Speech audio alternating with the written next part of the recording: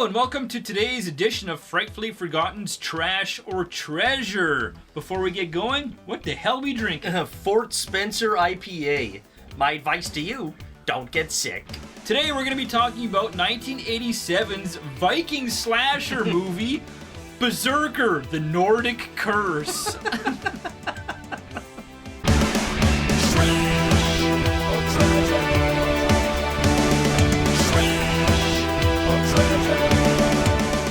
This movie's directed by Jefferson Richard, who has really done fuck all. He was assistant director in a bunch of movies. Even those are nothing to talk about. Yeah. George Buck Flower is in this. He's a Carpenter mainstay. He's been like in almost every John Carpenter movie. The Fog, right? There's no fog bank out there. Escape from New York? Sure. I'm the president. He's all getting punched by that guy. And also notable is being a drunk in most movies. You know, he's in Back to the Future. Crazy drunk driver. So most 80s kids would recognize George Buck Flower, even though he looks totally different in this movie. That's right. It's hard to actually recognize him. Yeah. And he's not a drunk in this movie either, which is strange. Beth Toussaint is in this, and she plays Tasha Yar's sister in Star Trek Next Generation. Tasha Yar's sister, who also looks like she could be Linda Hamilton's sister. Right. Because she does have a twin sister. I always thought that was actually Linda Hamilton's twin sister. Yeah. When watching that episode. Till I looked it up and like, no, it's some other broad. Yeah. Berserker starts off in the 10th century, and you see this like Viking ship approach the shore. This Berserker comes out, and he looks crazy. Yeah. He's got this bear snout on, and these skins and everything. Berserker, Nordic Curse. We then get introduced to this old couple, Edna and Homer, who are camping. And they're like the lamest couple on the planet. It's like when you watch it, you're like, I hope I don't turn into these people when I get old. Just kill me. They go for like a walk in the woods. So long of a walk where like when we get back to them, it's nighttime and it's all foggy. And they're lost. They don't even know where the fuck they are. Yeah, and Homer's supposed to know the way. Yeah, he all got them lost. He's all useless. Stupid, useless old man. And they get attacked by what we think is a bear. We tear this old couple up. We then get introduced to the main characters of this movie, and that's the kids, of course. The kids gonna go camping. Piling into this big pickup truck. Three-wheeler in the back. Yep. There's so many kids where they can't all fit in the cab. There's two that gotta sit in the back. And there's a fucking bookworm with them, too. Of course. Driving down the highway, and our main character here, Josh Winter, pounding the beer. Yeah. It's light beer. Maybe it's okay. It's still not legal, though. No. He starts throwing the empty cans of beer out the window. The cops are behind him, so they get pulled over, and it's like the sheriff. And he starts grilling these kids. And he's kind of creepy, too. Yeah. Completely ignores there's two kids sitting in the back of the truck. No seatbelts, just out in the open. Ignores them altogether. That's how they used to do it. The sheriff lets them go, and they head on their way. They end up at Rainbow Valley Campgrounds. They're greeted by Pappy, who Josh says he knows very well because he's been coming here since he was a kid with his dad. He's like, well, Pappy knows me. He'll recognize me. And we'll get the sergeant place because that's where me and my dad always went. And Pappy has no clue who the fuck this guy is. Like, I don't know no Josh Winter. Yeah. Don't you know me, old man? And Josh Winter is just obsessed with getting the sergeant place where him and his dad went. But he said, no, the sergeant place is taken. You can't have the sergeant place. You can go to the Miller place. Pissed off and pouting, like, at least you got a fucking place. Yeah, exactly, So they get back in the truck and they start driving to the Miller place, but then they come across the signs, right? They've been knocked down. And he goes to the sergeant place. He gets there and he sees the old couple's tent, rolls it up and throws it away. Some asshole. For all you know, those people are fine and they're gonna be coming back. Like, what an asshole. Fire up the three-wheeler, they're riding around that His asshole sticking out. They're all like in the creek and everything, and you think you're gonna see Tasha Yar's sister's tits, but nah. She teases it and runs in. Like, God damn it! So that night they're having a campfire, and the bookworm kid of the group is like telling the story of the campground. This area was settled by Vikings way back in the day, and he tells the story about the Berserkers, and the Berserkers were crazy people who the Vikings would let off the boat first if they'd raid someplace, and they go wild. And they're so wild they would keep them chained up in cages and feed them raw meat. So then when they let them off the boat, they were the first people off, and they'd kill as many people as they could, eat human flesh.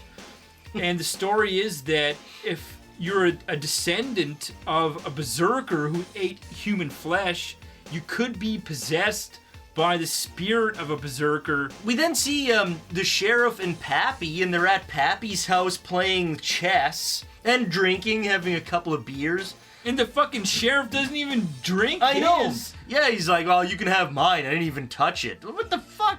Guy offers you a beer, and you don't drink it? Drink the fucking What an thing. asshole. Pappy is from the old country, too. Pottery from the old country.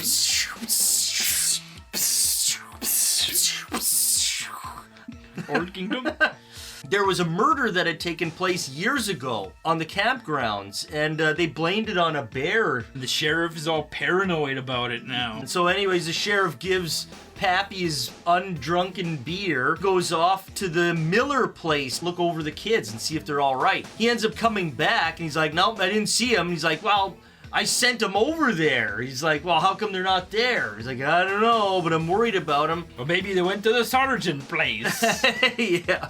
Meanwhile, back at the sergeant place, one of the girls leaves that shack, that shanty house, to go take a piss because there's no plumbing or anything in the place. Well, okay, that shack, for one thing, they got 6 kids shoved in this fucking shack. It's the size of, like, a closet. Like, what kind of fun is that? Yeah, exactly. The one couple's all trying to screw. In front of everybody else. Josh is just turning up that music and, like, Yeah, like, that's not a fun weekend. no. While she's out of the cabin, Shelly and Mike are all trying to get busy and screwing. And yeah, that Josh, he's all some asshole and keeps turning the music up louder. So they get pissed off and they leave too. And they find like this spot next to the lake or whatever and they start screwing. This is where we get to see Beth's goods here. Yeah, Tasha Yar's sister's tits.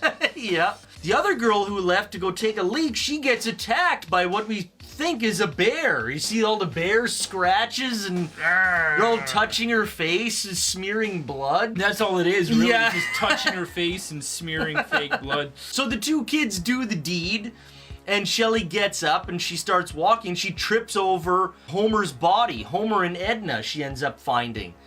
And she starts screaming. And she ends up coming across the other girl who wanted to take a leak in the woods. Then she gets attacked by this so-called bear. Mike ends up hightailing it back to the cabin. Interchanged, we get all this stock bear footage and everything, and like This bear wandering around. and we see Pappy in the woods or whatever, and he's all, yeah. He got his shirt off. So Josh is back at the cabin. He ends up taking the rest of the kids out to go look for everyone else. The screwing folk. Yeah, exactly. The bookworm kid gets his leg caught in a bear trap. While Josh is trying to help his friend get out of that bear trap, the berserker comes out of the woods like from nowhere, attacks Josh and kills Josh. The bear comes, and that's where we're gonna end it. So if you want to see what happens with the bear and the berserker and the rest of the friends, keep watching 1987's Berserker. We are gonna wreck it here too, because we have to talk about the shitty ending to do a proper review here. But is it trash or treasure? Let's start with the treasure. Okay, well, we gotta mention George Buck Flower. This is like one of his only roles, it seems, where he's not drunk. Yeah. And he does a pretty decent job of being like Nordic. You know, Yeah. he's got an okay. It's okay. It's not the best. It's a little but- cheesy, but the movie's a little cheesy, so it kind of suits it, right? Right. You know? Yeah. The actor who plays the sheriff, John Goff, he's really good, actually. Yeah. He's kind of the only real down-to-earth Mm-hmm. actor who plays it, like, serious and legit the whole way through. Yeah. Like, the whole way through. Like, fuck, this guy should have bigger roles and things. Unsettling in the movie, really. Yeah, 'cause which is he's- good. Yeah. Yeah. He's kind of slow. Like, he talks slow, but poignant. Yeah. It's like... Yeah, I like him. He's good. Another piece of treasure about this movie is the basic idea, the spirit of the Berserker can inhabit a descendant in Yeah. the future, and then they can become a Berserker and get all wild and crazy, and that's a great idea. Yeah. That's a really good idea. And the look of the Berserker, big, huge, jacked fucking dude, and he's got the bear skins on and that snout strapped to his fucking face. It looks great. Yeah, it looks freaky, man. You wouldn't want to run into something like that in the woods. Like, fuck. And the sound, too. Yeah. They're acting all wild Yeah. and shit. That's cool. Yeah. And the sound design for this movie is really cool. It goes hand in hand with the music, too. Yeah. Like, the music is really unsettling. Kind of reminds me a little bit of, like, Texas Chainsaw Massacre, actually. It's more noises. Yeah, yeah. Glung, glung, glung, glung, Yeah. glung, glung, glung, like Yeah. these weird rattling noises and shit. It makes you think that there's something behind you in Yeah. the woods. There's something walking. Yeah, it's all like synthesizer drones and like weird shit like that. It's like disorienting, kind of. But then the music, like the 80s rock music they listen to on the radio and stuff, is pretty kick-ass, actually. Pretty cool. I Yeah. like it. And the setting for this movie is fantastic. Like, most horror movies that have like a really good outdoor setting, you can't go wrong. Yeah. And this is one of those. Like, it looks beautiful. At night, there's all that really good fog. All the foggy shots at night are fantastic. Pappy's little cabin. Like, there's all really cool, neat little settings, right? Yeah, yeah. It all adds to the atmosphere, right? They Yeah. do a great job. Like Yeah. that fog and mist and everything. And the fight scene between the Berserker and the bear is actually pretty cool. You can all tell it's like the handler, Yeah, the it's- trainer guy. But still, it's kind of like in Zombie when it's the zombie Yeah. versus shark. It's the handler, of course. Yeah. You can tell, but in this, he's all like kind of more playing with it. than- Yeah, yeah, exactly. But still, there are moments in that fight where it's like, fuck, like, that's dangerous shit. Like, It's a that- big fucking bear. What other movie can you say that you can watch where there's a berserker versus a bear? Yeah, yeah. I mean, it's pretty cool, you know. And a non-CGI bear. Yeah, Right? it's a real fucking bear. It's not a guy in a suit. Yeah, It's yeah. a bear. And that'll bring us to the trash. And that's the fact that there's not enough Berserker in the movie. The movie's called Berserker. Yeah, exactly. There's like no Berserker. So it's just all this stock footage of the bear walking around. It's like, fuck, where is the fucking Berserker? And then you finally see the Berserker. He gets his ass kicked by a fucking bear. He wanders off and dies in the woods and turns into George Buck Flower. Like, what the fuck? I know, it's like, way to fucking shit on the end of the movie. It's like, what the It's like, I wanted to see the Berserker cut people in half with an axe and shit like that. Like, yeah. Fucking eat people. Eat those kids. Way to shit the bed with this cool, awesome idea of the Berserker. And then have no Berserker. Yeah. Like, you spend all this time to design the costume, hire some fucking jack guy to play him, and don't even put him in the movie. This movie also has a super low kill count. Yeah. Like, for a slasher movie, like, so the old couple get killed, that's 2. The 2 girls, that's 4. And that's it. Yeah. And out of the group of 6 kids that go out to the woods, Only 2? 2 of the 6 get killed. Like, the survival rate's way too fucking high. That's right, yeah. For a fucking movie that's supposed to have somebody in the woods lurking around Yeah. stalking them. Like, fuck, like, even that Josh asshole, you think he gets killed, he's fine. I know, like, yeah. what the fuck? Like, Yeah. Well, same with that nerd kid who got his leg in the trap. He was all useless at night, And then when the sun comes out, he's all walking out of the woods? Like, well, why couldn't you have done that last night? Besides George Buck Flower and the sheriff played by John Goff, the acting's pretty piss poor. The kids are the shits. That Josh guy is so fucking wooden.